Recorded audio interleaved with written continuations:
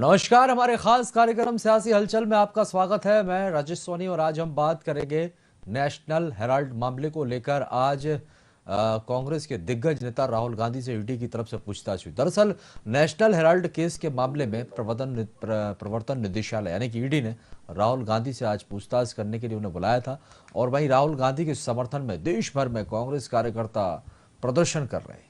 राजधानी लखनऊ में भी कांग्रेस कार्यकर्ता प्रदर्शन कर रहे हैं। लखनऊ में कांग्रेस के सैकड़ों कार्यकर्ताओं और नेताओं का हुजूम पार्टी कार्यालय पर पहुंचा। फिलहाल पुलिस ने कांग्रेस कार्यकर्ताओं को गिरफ्तार कर लिया। पुलिस ने पहले ही कांग्रेस कार्यालय में भारी संख्या में पुलिस बल तैनात कर दिया था। आपको बता दें कि पुलिस ने पहले लखनऊ के हुसैनगंज स्थित कांग्रेस कार्यालय पर नोटिस लगा दिया था। नोटिस में पुलिस ने पहले ही इस बात की जानकारी दे दी थी कि शहर में किसी भी तरह के प्रदर्शन की अनुमति नहीं है और पार्टी के नेताओं की ओर से नहीं ली गई थी और अगर कांग्रेस नेता प्रदर्शन और मार्च निकालते हैं तो पुलिस उन पर आवश्यक कार्रवाई करेगी, ये बात भी कही गई थी। और इस संबंध में संयुक्त पुलिस आयुक्त कमिश्नरेट लखनऊ द्वारा जनपद लखनऊ में पूर्व से ही धारा 144 तत्काल प्रभाव से लागू कर दी गई थी। देखिए, बड़ी अहम बात हो जाती है क्योंकि धारा 144 लागू होती है, उसके बावजूद भी जब प्रदर्शन होता है तो सवाल तो उठते ही। इसी पर हम चर्चा करेंगे। कई मेहमान हमारे साथ हैं। पहले मेहमानों का परिचय हम आपसे करवाते हैं। उत्तर प्रदेश से हमारे स्टेट हेड कतिल शेख जी हमारे साथ जुड़े। सर, आपका बहुत स्वागत है। बिलाल खान जी समाजवादी पार्टी का पक्ष रखेंगे, आपका भी बहुत स्वागत है। और जावेद अंसारी जी कांग्रेस का पक्ष रखने के लिए हमारे साथ जुड़े। सर, आपका भी बहुत स्वागत है। और रजा रिजवी राजनीतिक विश्लेषक हैं। सर, आपका भी बहुत स्वागत है। आप सभी मेहमानों का स्वागत करते हैं। लेकिन पहला सवाल मैं यहाँ पर जावेद अंसारी जी आपसे लेना चाहूंगा। आप तक आवाज पहुंच रही है जावेद जी? जी पहुंच रही है। जी जावेद जी, मेरा सवाल ये है कि ईडी एक स्वतंत्र एजेंसी होती है। भ्रष्टाचार को लेकर ये मामला है, सिर्फ जांच की बात चल रही है और पूछताछ की बात चल रही है। यदि पूछताछ के लिए बुलाया जाता है तो देश भर में प्रदर्शन, इसको पॉलिटिकल इवेंट बनाने की क्या जरूरत पड़ जाती है? सर, कौन कह रहा है हम प्रदर्शन कर रहे हैं? हम तो सत्याग्रह मार्च के लिए मार्च कर रहे थे, उसको भी अलाउ नहीं कर रहे। क्या लोकतंत्र खत्म हो गया हमारे देश में? कि धारा 144 लगा जाती है अगर कोई भी प्रदर्शन होता है, घरों में अरेस्ट कर लिया जाता है। पहले हम अंग्रेजों से लड़े थे, अब उनके मुखबिरों से लड़ रहे हैं क्योंकि इन्होंने पूरे देश पे कब्जा कर लिया है। संवैधानिक संस्थाओं को इन्होंने नष्ट कर दिया है। और ये जो मामला है ईडी का, जो नेशनल हेराल्ड केस है, फैक्ट किसी को नहीं पता होंगे या पता है? आप बता दीजिए। नहीं, मैं बता रहा हूँ, आप ही बता दीजिए। हाँ, 2014 का केस है और 15 में ये खत्म हो गया था, इसमें कुछ पाया नहीं गया था।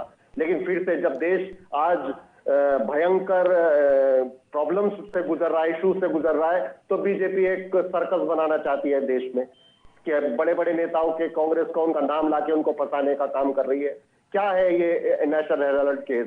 90 करोड़ का कर्ज था और यहाँ पर यंग इंडियंस कंपनी किसकी थी सर, जिसको ट्रांसफर किए गए थे 50 लाख रुपए में? पहले तो ये ईडी का केस बनता ही नहीं है क्योंकि इसमें पैसा ट्रांसफर हुआ ही नहीं है, ना प्रॉपर्टी ट्रांसफर हुई है।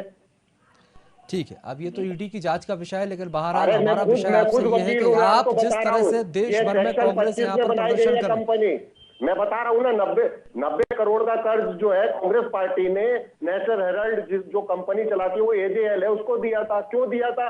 क्योंकि पत्रकारों को तनख्वाहें देनी थी, उनको वीआरएस के पैसे देने थे, जो बिल्डिंग का किराया था, बिजली के बिल थे, वो देने थे।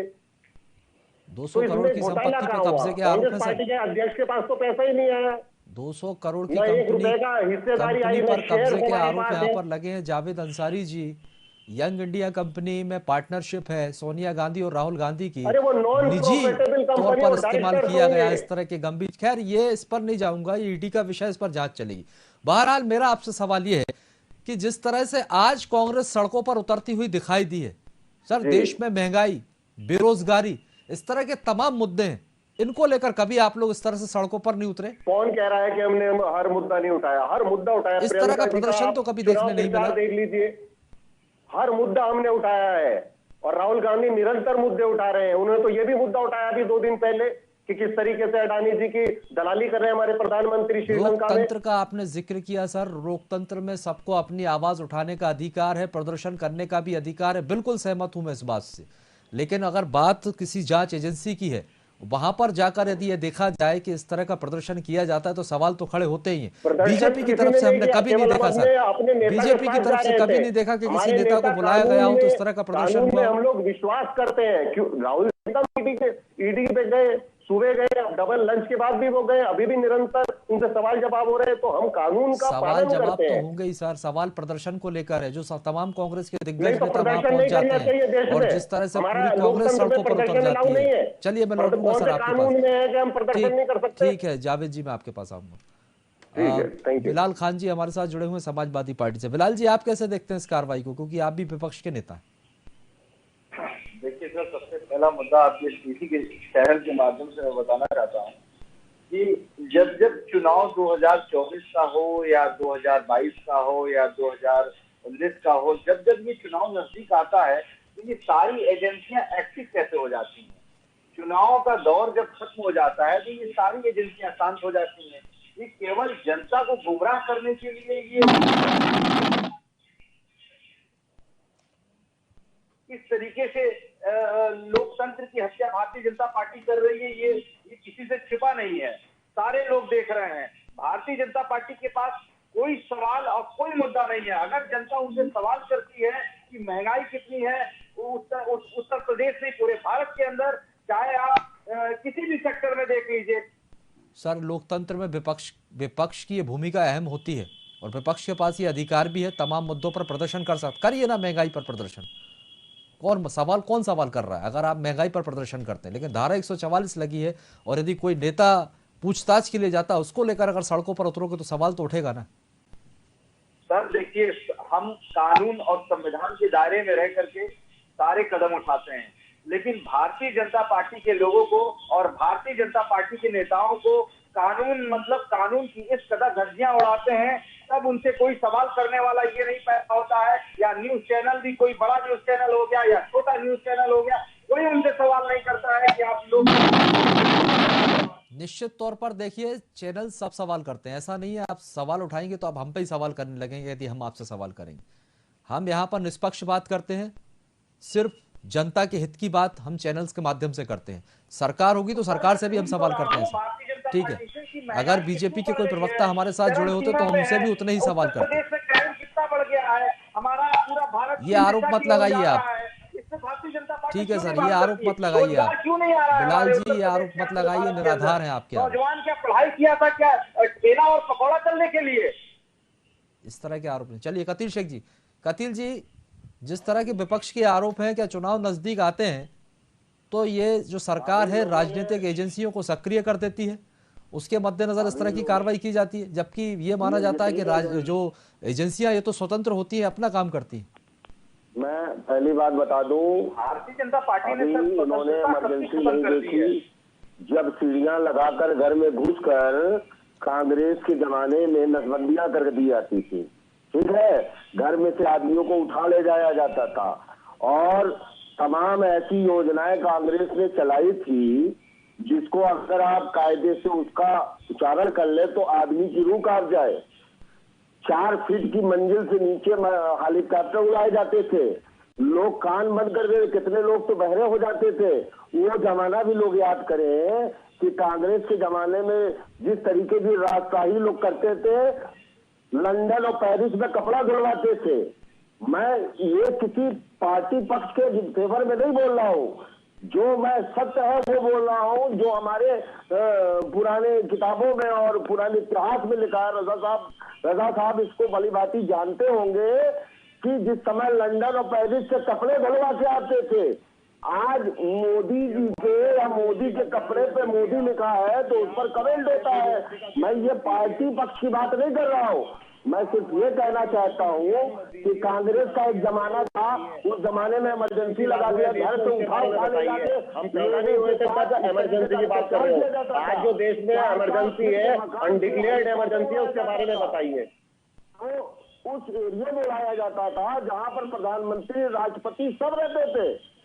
जब संजय गांधी जी हेलीकॉप्टर उड़ाते थे, भगवान उनको स्वर्ग में जगा दे, तो शायद वो मंजर नहीं देखा है अभी लोगों ने। और ये ईडी, सीबीआई, ये सब कांग्रेस ने ही पैदा किया है।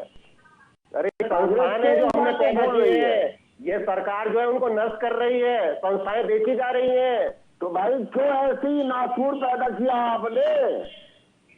ये नासूर सरकार ने बना दिया। भारतीय जनता पार्टी ये तो जान नहीं बनती थी। मैं सिर्फ ये कहना चाहता हूँ कि आज जो प्रदेश में प्रदर्शन हो रहा है उससे नुकसान किसका हो रहा है? उससे प्रदर्शन नहीं करना चाहिए। जब सत्ता पे बैठे हुए लोग अंधे हो जाए तो प्रदर्शन नहीं करना चाहिए। आपके एक आदमी को बुला लिया, सत्ता के बैठे हुए जो चूर है उनसे सवाल नहीं करना चाहिए। लोकतंत्र से सवाल नहीं करना चाहिए। सुनिए, लोकतंत्र वो कानून और जो है न्यायालय तय करेगा, हम आप नहीं तय करेंगे। मैं सिर्फ इतना कहना चाहता हूँ, आप धरने के लिए न्यायालय जाना पड़ेगा हमें धरने देने के लिए। भैया धरना किस बात का दे रहे हो आप? इस बात का दे रहे हैं कि हमारी संस्थाएं नष्ट कर दी जा रही हैं, फर्जी केस लगाए जा रहे हैं विपक्ष पर। दिल्ली को छावनी में तब्दील कर दिया, हमारे गिरफ्तार कर दिया जा रहा है। मैं एक पत्रकार से बात कर रहा हूँ, सुनिए मेरी बात। मैं एक पत्रकार हूँ, मैं ये कहना चाहता हूँ, आपकी बातों से पत्रकारिता झलक नहीं रही है। आप 40 साल पुरानी बातें कहानी बता रहे हैं, अब बताइए ना 8 साल की कहानी।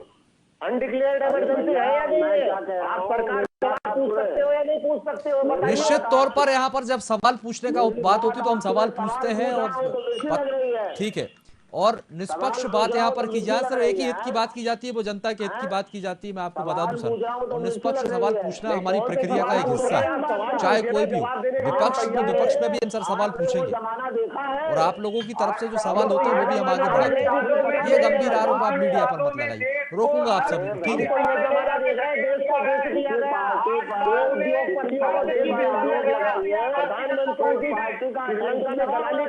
कभी फ्रांस में जाके दलाली कर रहे हैं। अब ऐसे में सवाल इसलिए भी खड़े होते हैं। देखिए, इससे पहले हमने कभी नहीं देखा कि किसी नेता को पूछताछ के लिए बुलाया जाता हो तो पूरी की पूरी पार्टी सड़कों पर उतर आए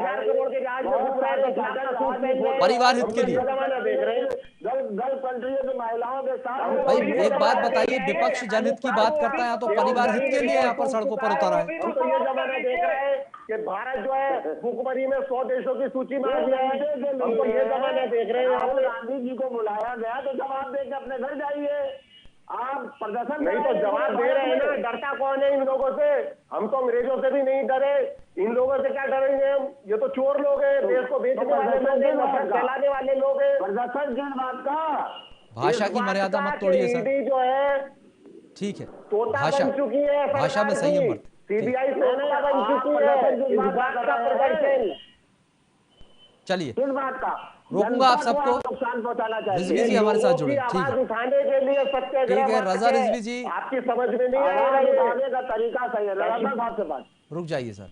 रजा रिजवी जी, आप कैसे देखते हैं इस कार्रवाई को और इस तरह के प्रदर्शन को? क्या ये सही है कि जब जांच एजेंसी किसी को पूछताछ के लिए बुलाती है तो इस तरह का प्रदर्शन होना चाहिए, पूरे देश भर में हंगामा बरपाना चाहिए? चलिए ठीक है, लोकतंत्र में सबको प्रदर्शन की आजादी है, लेकिन जब जनहित की बात हो तो बात अलग हो जाती है। यहाँ पर बात तो परिवार हित की हो रही है। परिवार हित के लिए जो पूरी पार्टी है वो सड़कों पर उतरेगी? परिवार के लिए नहीं हो रही है, देश बचाने की लड़ाई है, संविधान बचाने की लड़ाई है। ऐसे संविधान बचेगा सर? 100% ऐसे ही बचेगा। रजा रिजवी जी, एक पार्टी के नेता को पूछताछ के लिए बुलाया जाता है और पूरी पार्टी सड़कों पर उतर जाती है। मेरा ये सवाल था, कभी महंगाई जैसे तमाम मुद्दे हैं इस पर विपक्ष अपनी भूमिका दिखाए, पूरे देश में प्रदर्शन करे, वाजिब है, लेकिन पूछताछ के लिए यदि बुलाते हैं तो सड़कों पर उतरने की क्या जरूरत पड़ जाती है? देखिए, ऐसा है कि राहुल गांधी को ईडी के सामने खुद को सही साबित जो है करना है। सत्याग्रह किया ठीक है, लेकिन असल मामला अपने को सही साबित करना है कि आपने कोई गैर कानूनी काम नहीं किया है। और ये कोई राजनीतिक मामला नहीं है, लेकिन राजनीतिक व्यक्ति के ऊपर है। ये राजनीतिक मामला नहीं है, लेकिन एक राजनीतिक व्यक्ति के ऊपर है। और इस सत्याग्रह से एक दबाव बनाना है और दबाव की राजनीति करना कांग्रेस चाहती है। मामला क्या है? मामला बिल्कुल साफ है। ये 1938 का मामला है। 1938 में भारत के पूर्व प्रधानमंत्री जवाहरलाल नेहरू ने इसकी स्थापना की थी और स्थापना करने के बाद जो है अखबार का मालिकाना हक जो है वो एसोसिएट जर्नल लिमिटेड के पास था। और इसी के साथ साथ 2 अखबार और भी निकाले, अंग्रेजी का नेशनल राज, हिंदी का नवजीवन और उर्दू में कौमी आवाज। ये 3 अखबार 1956 में एसोसिएट जर्नल लिमिटेड को गैर व्यवसायिक जो है कंपनी के तौर पर स्थापित कर दिया गया, सब गैर व्यवसायिक कंपनी है जी। और फिर आगे ये किया गया कि इस कंपनी को एक्ट की धारा 25 से कर मुक्त कर दिया गया और धीरे धीरे ये कंपनी घाटे में चली गई और इतने घाटे में चली गई कि 90 करोड़ का कर्ज चढ़ गया इस पर। इसी बीच साल 2010 के अंदर जो है यंग इंडियन नाम की एक जो है कंपनी बनाई गई और उस कंपनी को बनाने के बाद जिसका शेयर 76% आप समझिए सोनिया व राहुल के पास और बाकी जो शेयर था वो मोतीलाल वोरा और आस्कर फर्नांडीज के पास था। कांग्रेस ने अपना 90 करोड़ का लोन नई कंपनी यंग इंडियन को ट्रांसफर कर दिया। लोन चुकाने में असमर्थ एसोसिएट जनरल ने सारा शेयर जो है यंग इंडियन को ट्रांसफर कर दिया। इसमें से बदले में यंग इंडिया ने क्या किया कि महज 50 लाख रुपया ही दिया, इससे ज्यादा दिया ही नहीं। और बीजेपी के नेता सुब्रम स्वामी ने एक याचिका फाइल कर दी जो है सुप्रीम कोर्ट, हाई कोर्ट में, सुप्रीम कोर्ट में, और आरोप लगाया कि साहब यंग इंडिया जो है वो प्राइवेट संस्था है, उसने केवल 50 लाख रुपए दिया है जबकि 90 करोड़ रुपए वसूलने का उपाय निकालना था। तो मकसद ये है कि ये 90 करोड़ का हिसाब जो है ईडी मांग रही है कि साहब 76% का शेयर आपके पास था तो आपने ये जो 50 लाख देने के बाद 90 करोड़ का शेयर लिया तो शेयर आपने कहाँ खर्च किया उसका हिसाब दीजिए। ठीक है, अगर ये साफ साफ होते, हमें लगता है कि शेयर का हिसाब साफ साफ नहीं दे पा रहे हैं, अब हो सकता है कि दे दें, हो सकता है उनके पास कागज हो क्योंकि मैं उनके पेट में तो हूँ नहीं, लेकिन हो सकता है कागज दें ईडी के पास। बहुत छोटा सवाल था, 15 सवाल ईडी ने किया था। अगर साफ साफ जवाब होता तो हमें लगता है कि 3 बजे तक वो जवाब देकर के निकल आते। निश्चित तौर पर यही वजह है जो सवालों का सिलसिला लगातार जारी रहा और यदि ऐसा हुआ है तो इसका जवाब देना चाहिए। अगर यदि आप पाक साफ हैं तो जवाब देने में क्या परेशानी है? इस तरह के प्रदर्शन करने की क्या जरूरत है? पॉलिटिकल इवेंट बनाने की क्या जरूरत है? जावेद अंसारी।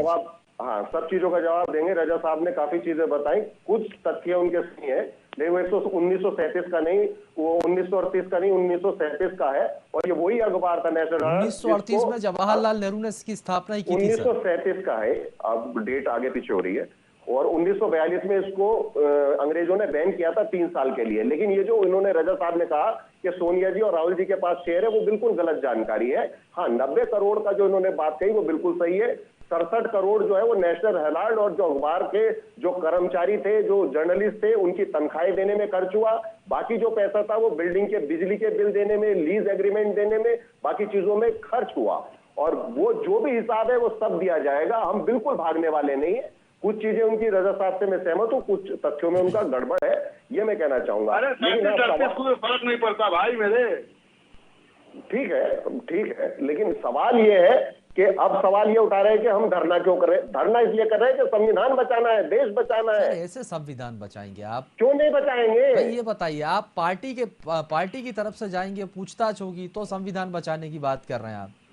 भाई आप जनहित के मुद्दों को लेकर जाते तो बात अलग होती है, अभी सवाल तो उठेंगे ना। एक मिनट मेरी बात सुनिए, इससे पहले जावेद अंसारी जी, इससे पहले आपको याद होगा जो मोदी मीडिया है जो केवल प्रोपेगेंडा चलाता है। आज देश में जो प्रोपेगेंडा चलने की वजह से देश की क्या हालत हो गई। 20 देशों से हमें फटकार मिली है, बीजेपी के प्रवक्ताओं को फ्रिंजमेंट कहा है विदेश मंत्रालय ने। तो हम पूरा हर मुद्दा हम पब्लिक का उठाते हैं। जावेद अंसारी, जावेद जी आवाज आ रही है सर? उसकी वजह से हमारा देश बर्बादी की कगार पे खड़ा है। जावेद जी आपने देखा होगा, मैं एक उदाहरण दे रहा हूं सर। जब प्रधानमंत्री नरेंद्र मोदी सीएम हुआ करते थे, गुजरात दंगों के समय की बात है, और उस समय एसआईटी ने उन्हें जांच के लिए बुलाया। कब जाकर वो पूछताछ में शामिल हो जाते थे और सवालों का जवाब देकर आ जाते थे, किसी को पता तक नहीं चलता था। गृह मंत्री अमित शाह को तड़ीपार घोषित कर दिया गया था और क्षेत्र में घुसने की परमिशन नहीं थी, वो भी कब आकर चले जाते थे पता नहीं चलता था। तब इस तरह का इवेंट नहीं बना सर, इसलिए सवाल उठता है। अगर आपके नेता को बुलाया जा रहा है तो क्यों इस तरह का इवेंट बनाया जा रहा है, क्यों इस तरह का प्रदर्शन किया जा रहा है? क्योंकि यदि आप बीजेपी पर सवाल उठा रहे हैं तो एक एग्जाम्पल मैं आपको दे रहा हूँ। ठीक है, बिल्कुल। अब ईडी जो है वो एनफोर्समेंट डायरेक्टरेट नहीं रही है, वो इलेक्शन डिपार्टमेंट ऑफ बीजेपी बन चुकी है, इसलिए ऐसा करना पड़ रहा है हमें। हम यही तो कह रहे हैं, हमें संस्थाएं बचानी है। वो दबाव में काम कर रही है। जो केस 2015 में ही खत्म हो गया था उसको फिर खोल रहे हैं। क्यों खोल रहे हैं? आप खोल लो, हम उसको मना नहीं कर रहे, आप 50 बार खोलिए, हमें उससे आपत्ति नहीं है। बोल रहे हैं, मैं पूछना लेकिन ये भी चाहता पहली हूं, बार ही हमने क्या देखा है कि 13 देश का जून को प्रधानमंत्री आरोप देश की लगाए? संपत्ति बेच रहा है? नहीं देखा, पूरा देश देख रहा है किस तरीके से हमारे देश को बर्बाद किया जा रहा है, अर्थव्यवस्था को नष्ट किया गया। जब ये भी तो पहली बार देख रहे हैं हम। जाएंगी तो कौन से बेरोजगारी किस तरीके से बढ़ रही है ये भी तो पहली बार देख रहे हैं, महंगाई किस तरीके से बढ़ रही है ये भी तो पहली बार देख रहा है देश। हाँ, तो इस पर विरोध कीजिए ना आप, ये मुद्दे हैं हाँ, आपके विरोध- विपक्ष के, विरोध आप इस कर पर रहे विरोध हैं। इस पर विरोध कीजिए ना, उतरिए ना बुलडोजर सड़कों चला पर, देते इसके हैं, लिए जो कौन मना विरोध कर करते रहा हैं, घर है? तो वाजिब लोगों मुद्दे का हैं, 112 लेकिन 144 भ्रष्टाचार से पहले लग रिलेटेड जाती यदि कोई है। मुद्दा है तो उस पर हाउस क्या अरेस्ट सड़कों पहले पर हो उतरें? जाते हैं लोग, तो विरोध कहाँ करें हम? अगर बताइए ईडी ना। पूछताछ कर रही तो उसमें सहयोग कीजिए। दिल्ली में भी छावनी में तब्दील हमें विरोध का करने दिया। सुप्रीम कोर्ट को खत्म कर दिया है। अब पूछने का कोई सवाल ही मतलब नहीं बनता है कि अब बताइए हम किसके ऊपर विश्वास करें। अभी तक हमको लगता था कि हम सुप्रीम कोर्ट का दरवाजा खटखटाने वाले हैं, हाई कोर्ट का खटखटाने वाले हैं, उनके न्याय देने से पहले वो हमें अन्याय के रास्ते पे सर, लेके कोई चले ऐसा जा रहे हैं। उदाहरण दे वो दीजिए खुद ही मुझे सब जिस कुछ तरह से न्याय आप कर आरोप दे रहे लगा हैं, रहे हैं बुलडोजर सुप्रीम कोर्ट चला पर। दे रहे हैं, कोई एक जेल में एग्जाम्पल डाल दे देंगे रहे आप? हैं, थाने से वीडियो देखिए वायरल हो निराधार रही है, होती है, प्रताड़ित कोई किया एक जा रहा है। एग्जाम्पल दे दीजिए, इस पे कोई नहीं बात उदाहरण दे करते हैं क्या दीजिए। भारतीय जनता आरोप पार्टी के लगाना लोग? आसान है, कोई उदाहरण दे दीजिए। सर, आरोप मैं नहीं लगाता किसी के ऊपर, आरोप प्रत्यारोप का दौर तो ये कुछ चलता तथ्य रख रहता है, दीजिए ना। लेकिन मैं साक्ष्यों के साथ बिलाल आरोप खान जी। लगाता हूँ। लोग कहते हैं कि मुस्लिम समुदाय नमाज पढ़ के मस्जिद से निकलता है तो पत्थर क्यों फेंकता है, ये बताइए। अब सर ये एक पक्ष फोटो की बात मत साक्षात कीजिए आप गवाही यहाँ, देती है ठीक है? यहाँ कि विषय वो नहीं है, हम तो यहाँ चलिए विषय ना, नहीं है, नहीं, विषयांतर ये मत फोटो, होइए। ये बिलाल देखिए, जी ये विषय फोटो को का- दूसरी ये जगह मत ले देखिए, जाइए। ये बिलाल जी, विधानसभा की फोटो है, ठीक है, ये विषय पर बात विधानसभा की कीजिए। सामने की फोटो वहाँ है। नहीं जाना है देखिए, एक पुलिस वाले के ऊपर एक भगवाधारी किस तरीके से डंडा उठाए सर, हुए आप है, विषयांतर और हो एक रहे हैं। पुलिस वाला किस तरीके से डंडा रोकूंगा आपको, उठाए हुए विषयांतर हो रहे हैं। विधानसभा के सामने जब खड़े होकर के विषयांतर हो रहे हैं सर, विषय पर बात कीजिए, मुद्दे पर बात कीजिए, जो विषय है उस पर बात कीजिए। किसी जाति धर्म पर नहीं जाना है सर। अभी आप सुप्रीम कोर्ट पर भी चले गए थे, वहां भी सवाल उठाने लगे। ठीक है कतिल जी, आपका कोई सवाल नहीं? उठाने का सवाल ठीक है, उठाने वाला सुप्रीम कोर्ट या ये हाई कोर्ट पर किसी को सवाल उठाने का कोई मतलब नहीं है। अगर सुप्रीम कोर्ट पर कोई सुप्रीम कोर्ट ने आजम खां को रिहा भी किया है, न्याय दिया है। ऐसा नहीं है कि कानून मर गया है, कानून जिंदा है। पूरी तरीके से हमको संविधान पर विश्वास करना पड़ेगा। एक मिनट मेरी बात सुन ले बिलाल जी। कानून पर पूरी तरीके से हम सबको विश्वास करना पड़ेगा, क्योंकि अगर कानून मर जाएगा तो फिर इस देश में रहने से क्या फायदा। कानून जिंदा है, बिना कानून जिंदा रहे आपके नेता आजम खां को बेल नहीं मिली है। सुप्रीम कोर्ट में बेल जो मिली आजम खां को 82-84 मुकदमों में, ये बहुत बड़ी बात है। हाई कोर्ट पर आप देखिए कितना बड़ा एग्जाम्पल वो दे रहा है संविधान का कि यहाँ पर आजम खान पर इतने मामले दर्ज होने के बाद भी उन्हें जमानत मिल जाती है। ये संविधान है, ये कानून है, नहीं तो इतने मामले दर्ज होने के बाद कहाँ जमानत मिलती? अभी आपको भी पता जिस तरह से आप लोगों के आरोप पता है, आज हाई कोर्ट ने अखबार में पढ़ी, हाई कोर्ट ने आज इलाहाबाद वाले परिकरण को संज्ञान में लेके, ये आपके हाई कोर्ट ने, सुनिए मेरी बात, कानून की बात सुन लीजिए। हाई कोर्ट ने इलाहाबाद के परिकरण को संज्ञान में लेके गलत ठहराया है कि अगर वो उनका नहीं है तो ये गलत है। आप पढ़िए, अखबार पढ़िए सुबह का। नहीं, मैं पढ़ रहा हूँ क्या कानून का दरवाजा खटखटाएंगे? तो कानून कहाँ चला गया है? वो अलग का विषय है। कानूनी प्रक्रिया से भी तो चलना पड़ेगा ना सर। चलिए ठीक है बिलाल जी, ठीक। विकास दुबे ने गोली चलाई थी, मेरी बात सुनिए। विकास दुबे ने गोली चलाई थी, एक मिनट, विकास दुबे ने गोली चलाई, उसका पूरा परिवार और उसका पूरा घर जमीन दो कर दिया गया। ठीक है सर, रोकूंगा आप सबको, समय खत्म होता है और विषय भी वो नहीं है। बिलाल जी रुक जाए। बहुत बहुत शुक्रिया आप सभी मेहमानों का हमारे साथ जुड़ने के लिए और बातचीत के लिए। तो आपको बता दें कि आज नेशनल हेराल्ड मामले में राहुल गांधी से पूछताछ हुई। लखनऊ की ईडी ने राहुल गांधी को हेराल्ड मामले में पूछताछ के लिए बुलाया, लेकिन इसको लेकर अहम बात यह हो जाती है कि पूरी की पूरी कांग्रेस प्रदेश भर में सड़कों पर उतर जाती है। और लखनऊ का हम जिक्र कर रहे थे, 144 लागू थी, उसके बाद भी यहाँ पर प्रदर्शन करने के लिए कांग्रेसी पहुंचते हैं और जिनको पुलिस ने गिरफ्तार भी किया। और वहीं पूछताछ लगातार राहुल गांधी से अभी भी जारी है। अब क्या कुछ निकलकर सामने आता है पूछताछ में, ये देखने वाली बात होगी। फिलहाल के लिए बहुत बहुत शुक्रिया और आगे की खबरों के लिए आप लगातार बने रहिए VIP न्यूज़ के साथ।